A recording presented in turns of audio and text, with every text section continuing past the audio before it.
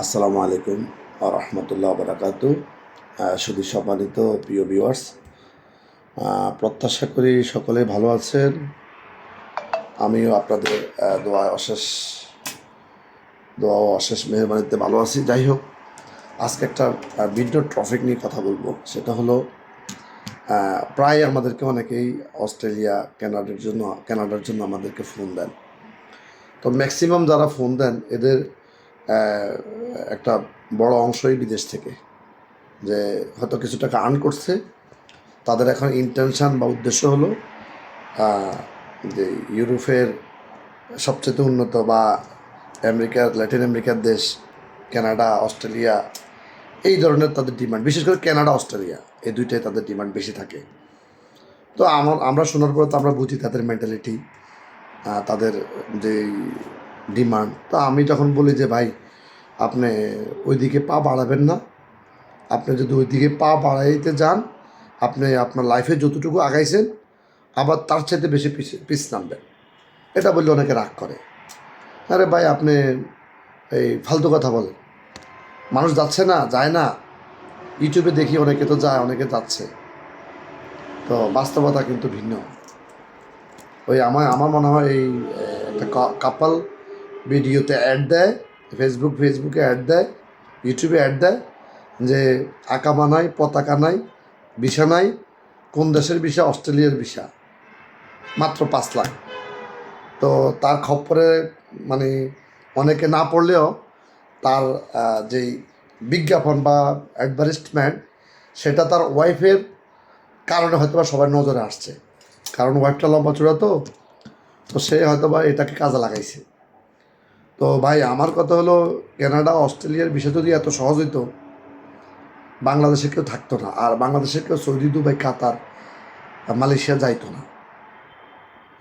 তো আমরা যখন এই কথাগুলো বলি, অনেকের কাছে খারাপ লাগে বা তিতা লাগে। আরে ভাই, আপনি বলেন অস্ট্রেলিয়া, আমেরিকা যাওয়া যায় না, তো মানুষ ওইভাবে ওই দেশে গেছে কীভাবে? তো তারা গেছে কীভাবে, এটা নিয়ে আমার বিতর্ক নাই, বা আমি তর্কে যাচ্ছি না, আমি কোনো আর্গুমেন্টে যাচ্ছি না। আমি আপনাদেরকে উপদেশ দিই, ওই দেশে যাওয়ার ক্যাটাগরির যোগ্য হইলে আপনি যান। যদি ওই দেশে যাওয়ার ক্যাটাগরির যোগ্য না হন, প্লিজ ডোন্ট ট্রাই। এটা ট্রাই করা মানে আপনার আর্থিক ক্ষতির শিকার হবেন, মেন্টালি আপনার ক্ষতির শিকার হবেন, এবং ফ্যামিলি থেকে আপনি বিতাড়িত হওয়ার সম্ভাবনা থাকবে। আমি কেন বলছি সেটা আমি পরীক্ষিত। কিছুদিন আগে, আমার মনে হয় মাস 3 আগে, একটা ছেলে আসছে, বাড়ি হলো একদম বর্ডার সাইডে। তো সে মালয়েশিয়া থেকে প্রায় আমার সাথে যোগাযোগ করতো। তো আমি বলছি, তুমি এটা হবে না, এগুলো ফ্রড, ফেক। সে আমার কথা না শুনিয়ে ট্রাই করছে, 24 লাখ শেষ। আরেকটা ছেলে পাবনা বাড়ি, নাম খায়রুল। তো ছেলেটা মালয়েশিয়া ভালো ছিল, ভালো অবস্থায় ছিল। এটার খপ্পরে পড়ে সে মেন্টালি শেষ হয়ে গেছে। যাক, পরে দেশে আসছে, দেশে আসার পরে আমার কাছে আসছে। আমি তো আগে বলছি তাকে, সে সতর্ক হয় নাই, সে ধরা খাইছে। ধরা খাওয়ার পরে যাক, আমি ওই যে সৌদি আরবে একটা কোম্পানি, বিয়ার ক্যাট, খুব ভালো কোম্পানি, বিয়ার ক্যাট, থাকা খাওয়া ফ্রি, ইন্টারভিউ দিয়েছে, ছেলেটা টিকছে, সৌদি আরব গেছে, এখন ভালো আছে। তো আমি তাকে পাঠিয়ে দিয়েছি পরে সৌদি আরবে। তো আমি আপনাদেরকে বলি, যারা সৌদি আরব, দুবাই, কাতার আছেন, আপনার যদি ওই দেশের যোগ্য না হন, please don't try, never ever try. এই দুইটা দেশ আমি সংক্ষিপ্ত করে বলে দিলাম।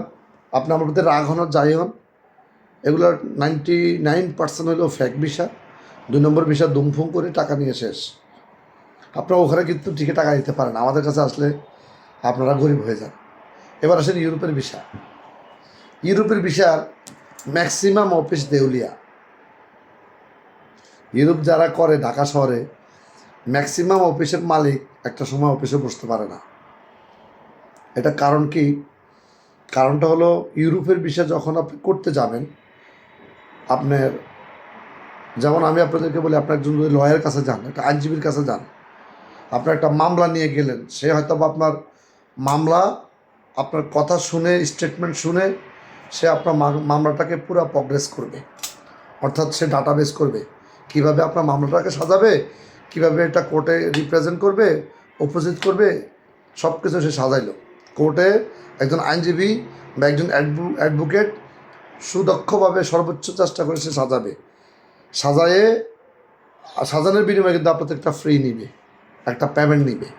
হয়তো আপনার সাথে বলবে যে আমার এটা ফ্রি 50,000 বা 60,000 বা 1 লাখ অথবা 20,000, একটা কেস বাই কেস একটা ডিলিংস হবে। তো সে তার সাধ্যমতো চেষ্টা করবে তার ক্লায়েন্ট যেন সুবিচার পায় এবং সুবিচার নিশ্চিত হয়, এটা সে চাইবে। একজন আইনজীবীর পেশা কিন্তু সে চাইবে তার প্রত্যেকটা ক্লায়েন্টকে সে সুনিশ্চিত হাসি নিয়ে আসা। এটা তার প্রফেশনাল, এটা তার পেশা। অন্য কাজে সে স্যাক্রিফাইস করতে পারে, কিন্তু এই কাজে সে তার যে প্রফেশনাল চিন্তাভাবনা পুরোটাই অ্যাপ্লাই করবে। কিন্তু রায়টা কিন্তু সে দিবে না, রায়টা দিবে বিজ্ঞ আদালত। সো এখন আদালতের রায় আপনার পক্ষেও আসতে পারে, আপনার বিপক্ষেও আসতে পারে। এক্ষেত্রে আপনি আইনজীবীকে যেই পেমেন্টটা দিবেন ওটা কিন্তু নন রিফান্ডেবল, অর্থাৎ অফেরতযোগ্য।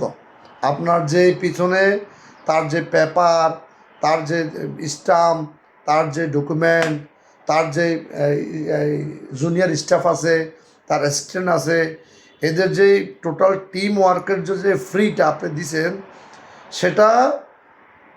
সেটার বিনিময়ে আপনি যে তাকে একটা অ্যামাউন্ট বা একটা পেমেন্ট দিচ্ছেন সেটা কিন্তু নন রিফান্ডেবল। অর্থাৎ আপনি মামলা জিতেন বা হারেন, ডাজ নট ম্যাটার, তাকে আপনি তার পেমেন্টটা দিতে হবে।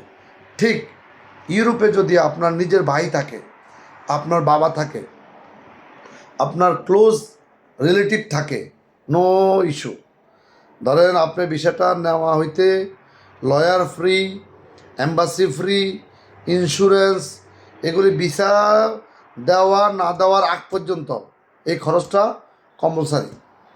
অর্থাৎ আপনি ধরেন এই আমি কীভাবে বলবো, ধরেন আপনার ফ্লাইট হলো আগামীকালকে বিকাল 4টা বাজে ঢাকা টু জেদ্দা, আগামীকালকে 4টা বাজে ঢাকা টু জেদ্দা।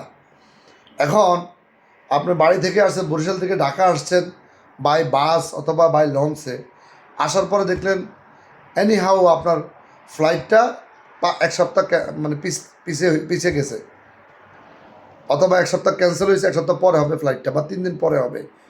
তো এখন যদি আপনি ওই ফ্লাই কোম্পানি থেকে আপনি চান যে আমি তো দেশে থেকে আসছি, গ্রাম থেকে আসছি, আমার ফ্লাইট আজকে হওয়ার কথা, যদি 24 ঘন্টা হয় তারা এটা বেয়ার করে, তারা রাখে, তাদের হোটেলে রাখে।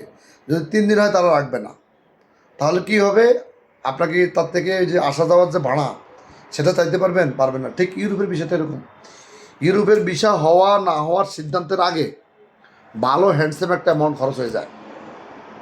যারা ইউরোপ করছেন বা করতে গেছেন বা ইতিপূর্বে ইউরোপ গেছেন বা ইউরোপ নিয়ে কাজ করেন, একমাত্র তারা জানেন। এখন আমার দেশের প্রবলেম কি জানেন, যখন কোনো রকম ভিসা না হয়, যখন কোনো রকম ভিসা না হয়, কিছু না হয়, আপনি যত পেপার ওয়ার্ক দিবে যারা বৈধভাবে করে, এগুলির সব কোনো দাম নাই। এই আপনি ভিসা দিতে পারেন না, টাকা দেন। কিন্তু লসের বেলা সে রাজি না, যে না আমার এখানে আমার কাজ করতে গিয়ে লস হয়েছে, এটা যদি আমি নিজেও করতাম প্রপার ওয়েতে আমার একটা অ্যামাউন্ট খরচ হইতো, সেটা সে মানতে রাজি না। তার কথা না ভিসা হয় নাই, আমার টাকা পুরো আমাকে দিয়ে দেন। এটা হলো বাস্তবতা, যার জন্য ঢাকা শহরে অনেকেই ইউরোপের বিজনেস করে না, আর যারা করে ম্যাক্সিমাম দেউলিয়া হয়ে যায়। এটা হলো ইউরোপের ব্যাড সাইড। আর ইউরোপের গুড সাইড হইলো, ইউরোপে ধরেন আপনার একটা অ্যামাউন্ট দিয়ে আপনার থেকে বই নেওয়া হইলো, নেওয়ার পরে এই যে ধরেন লয়ার আগে বললো, ধরেন একটা ডিড হয় তার সাথে যে ওকে 5,000 ইউরো বা 6,000 ইউরো বা 7,000 euro, example let's say 5,000 euro. যখন ভিসা হয়ে যায় তখন তার ডিমান্ড বেড়ে যায়, তখন সে চায় না আরও 1,000 ইউরো। তো 1,000 ইউরো মানে 1.5 লাখ টাকা বা 1,42,000 টাকা। তো এই যে মনে করেন আবার কন্ডিশন যাওয়ার পরে যদি ওই যাত্রী রানওয়ে হয়ে যায়, আপনি 3,000 ইউরো ডিপোজিট রাখতে হবে। তো এখন ওই মালিক কী করে, ওখানে 3,000 ইউরো রাখতে হয়। সব কিছু রাখতে গিয়ে আর পাঠাইতে গিয়ে ম্যাক্সিমাম যাত্রীরা যেমন প্রতারিত হয়েছে, এটা যেমন সত্য, যাত্রীদের যে হিস্টোরি সবাই জানে, আর যাত্রী দ্বারা যে কত মালিক দেউলিয়া হয়েছে এটা অনেকে জানে না। এটা বিহাইন্ড অফ স্ক্রিন স্টোরি, আর এটা হলো বাস্তবতা। সো আপনারা যারা আসলে ইউরোপ যাবেন, বিশেষ করে ইউরোপের জন্য যারা যাবেন তারা একটু প্রিপেয়ার হবেন যে আমার একটা অ্যামাউন্ট থাকবে না। সেটা হইতে পারে 50, হইতে পারে 1 লাখ, হইতে পারে 1.5 লাখ, এর চাইতে বেশি হওয়ার কথা না। কিন্তু আমার দেশে হয় কি, যখন বিছানা হয় তখন পূর্ণাঙ্গ ওই রিক্রুটিং এজেন্সির উপরে বাস দেওয়া শুরু করে, তখন ওই অফিস কী করে, পারে না পারে ফেলা যায়। কিন্তু বাস্তবতা আপনি যেইভাবে ব্যাখ্যা করেন, যতক্ষণ পর্যন্ত আপনি বিছানা দিতে পারেন, যতক্ষণ পর্যন্ত ফ্লাইট না দিতে পারেন, আপনার উপরে পেইন বা মেন্টালি হ্যাম্পারিং এটা কন্টিনিউয়াসলি থাকবে। যাই হোক, এটা হলো আমার ইউরোপের অভিজ্ঞতা থেকে বলছি। তা আলহামদুলিল্লাহ আমরা এখন ইউরোপের নিচ্ছি, ইউরোপের নর্থ ম্যাসেডোনিয়া। এই ইউরোপের নর্থ ম্যাসেডোনিয়া যারা যেতে চান তারা যে কাজ জানেন অথবা কাজ জানেন না, আমাদের যদি ডিমান্ড আসে, ডিমান্ড অনুযায়ী আপনি আমাদের কাছে পাসপোর্ট জমা দিবেন। ডিমান্ড অনুযায়ী আমরা বলবো একটা ভিডিও করে দেবেন। ঢাকার যে কোনো ইনস্টিটিউট থেকে, আপনার ট্রেনিং সেন্টার থেকে আপনি গিয়ে সকালে গিয়ে পুরো দিন শিখবেন, রাত্রে বা বিকেলে আমাদের একটা ভিডিও করে দিবেন ওই ট্রেডের উপরে। ভিডিও করে দেওয়ার পরে আমরা আপনার কাজের জন্য সাবমিট করব। সাবমিট করার পরে অ্যাপ্রুভেল হওয়ার পরে আপনি অবশ্যই ওই কাজ শিখে যাবেন এবং যাওয়ার সুযোগ আছে। অথবা যারা বিদেশে আছেন, যে কাজে এক্সপার্ট, ওই কাজের ভিডিও আমাদেরকে দেন, ওই কাজের ডিমান্ড আসা মাত্র আমরা ওই কাজে আপনার সাবমিট করব এবং পার্ট বাই পার্ট আমাকে পেমেন্ট দিতে হবে। ওই যে এমন না যে আপনি ওই যে ওকালতি দেখাবেন আমার সাথে যে ভাই আগে ভিসা পরে টাকা, এটার জন্য আপনি আমাকে ফোন করবেন না। কারণ আমি ওই যে 100 লোকের বাড়িতে যাইয়া খোঁজা অসম্ভব। আমরা অন্য জায়গায় মিথ্যে গল্প শুনি বা গল্প শুনি যে এজেন্সির কাছে প্রতারিত, অথচ আমরা এই যে টিকিট পাসপোর্ট দেওয়ার পরে যাত্রী আসে যে ভাই আমি বৃহস্পতিবারে আসবো, আপনার এগুলো রাখেন, সে আর আসে নাই, ফোনও ধরে না। এই যে ভিসা টিকিট রেডি যায় না। এই জন্য আপনি একতরফা গল্প শুনছেন, আর এই মালিক পক্ষ বা এজেন্সি পক্ষের গল্প শুনেন নাই। কত এজেন্সিরে কত বাটপাট চিটারে মাধ্যমে পড়ে দেউলি হয়েছে সেটা গল্প জানেন না। অনেকে তো অফিসারই পালাইতে হয়েছে শুধুমাত্র ক্লায়েন্টসের জন্য। অতএব আপনি বিদেশ যাবেন, সৎ নিয়তে যাবেন, যার কাছে যাবেন আপনার যদি বিশ্বস্ত মনে হয় তাকে পূর্ণাঙ্গ বিশ্বাস করবেন, আধা বিশ্বাস করবেন না। আধা বিশ্বাস করলে তার কাছে যাওয়ার দরকার নাই, তার সাথে যোগাযোগ করার দরকার নাই, তাকে আপনি বিশ্বাসে করার দরকার নাই। আধা হইলে হয় কি, সেই লোকটাও বিপদে পড়ে, আপনিও বিপদে পড়েন, এবং দিন শেষে যে মালিক সে কিন্তু টিকে যায়। কারণ সে ক্ষতিগ্রস্ত সবাই টাউট বাটপার না, 100-এর মধ্যে 2-4টা টাউট বাটপার পড়ে। এই টাউট বাটপারের ক্ষতি হয় সাময়িক, কিন্তু সেই মাল কিন্তু ঠিকই উঠে যায়, আপনি কিন্তু উঠতে পারবেন না। এই জন্য আপনার যদি সৎ নিয়ত থাকে, ভালো নিয়ত থাকে, বিদেশ যাবেন, তখনই আপনি জানেন। যে এই ছেলেটা যখন প্রথমবার সৌদি আরবে মেডিকেল করছে, সে মেডিকেলে ভিসা লাগাইতে পারে নাই, তার বিভিন্ন ঝামেলা এটা সেটা, সে টাকা দিতে পারে নাই, আমরা তার ভিসা লাগাই নাই। যখন সেকেন্ড টাইম আসছে আমি তাকে সরাসরি বলছি যে ভাই ছেলেটা মাস্টার্স পাস, মাদ্রাসা থেকে পাস করছে, স্কুল থেকেও, কলেজ থেকেও পাস করছে, ভার্সিটি থেকে। যখন আমি বললাম যে ভাই আপনি অসুস্থ মানুষ, আপনার মনে হয় না যাওয়াটাই বেটার, আপনি টাকা জমা দিয়েছেন, টাকাটা নিয়ে যান, পাসপোর্ট নিয়ে যান। বলছে না ভাই আমি শারীরিক অসুস্থ ছিলাম, আমি সেকেন্ড টাইম আমাকে মেডিকেল করে দেন, আমি যাবো। সে আমাকে অ্যাডভান্স করছে, কিন্তু সে পর আমি তাকে আবার মেডিকেল করলাম, আবার ভিসা করলাম, সব কিছু ফাইনাল হইলো, সব কিছু ওকে, সে আর যায় নাই। এটা হলো বাস্তবতা। এরকম শত গল্প আমাদের কাছে আছে। এই জন্য এই জগতে যেমন সবাই ভালো না, সবাই খারাপ না। আপনি খারাপের জায়গায় উষ্টা খাইয়া ভালোর জায়গায় গিয়ে আপনি ওই গালি দেওয়ার কোনো সুযোগ নাই। আপনি ভালো তো জগৎ ভালো, হ্যাঁ এই কাজ করতে গিয়ে 2-1টা ঝামেলা হইতে পারে, সেটা ভিন্ন কথা।